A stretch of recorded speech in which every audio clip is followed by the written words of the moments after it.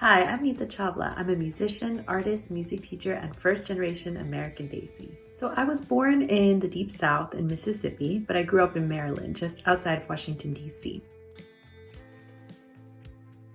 Music has always been a part of my life because my whole family loves to sing.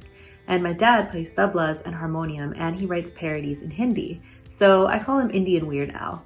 So we'd have little sing-alongs every weekend. My dad would set up the mics and the tabla and harmonium, and we'd sing songs in Hindi and English. And it was just so normal and natural for us to be singing and playing music every weekend.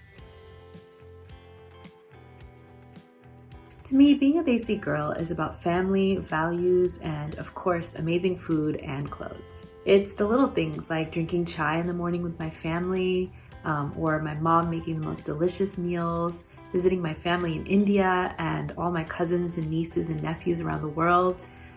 It's just all these little things that are part of who I am, and also me attempting to make some mediocre Indian food myself. Being a musician and an artist is about self-expression, musicianship, and experimenting and taking risks. It's also about the balance between the technical and the creative aspects. For example, learning an instrument and singing a tune takes a lot of discipline and focus and skill, but self-expression is a whole different ballgame. I mean, to express yourself, there's no rules, and it's about being free and being yourself. Personally, for me, that's actually been the hardest part of my journey as an artist. I feel like I have so much creativity and self-expression that I want to share, but it's actually kind of hard for me. And so this has been such a journey of opening up. I think a huge part of being an artist is being open and vulnerable with people. And it's about connecting with people and connecting with yourself. Like so many other children of Indian heritage, choosing a creative profession for my life path was not really what my parents had in mind. So that was a challenge at first, was to feel that support and acceptance from them, because I was still forming my own acceptance and belief in myself. So in the beginning, I really had to believe in myself 1,000% and be sure about a path that I was honestly unsure about.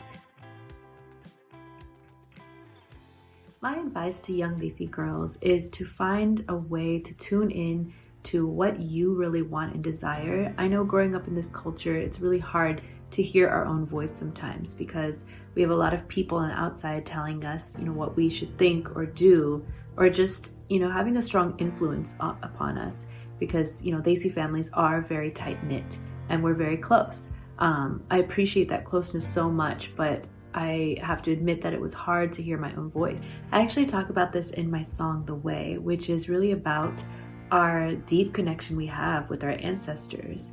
I truly believe that we have this connection that we don't even recognize.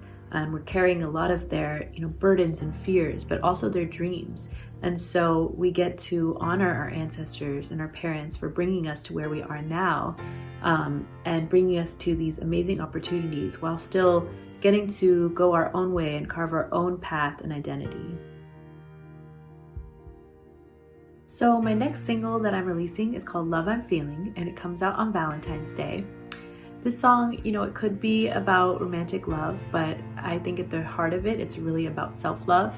I think it's so important to have that for yourself and develop that relationship with yourself first. And, that's when you find love all around you with your friends or, maybe a partner or maybe a child. So this song is really about love in all forms, and it's for everybody.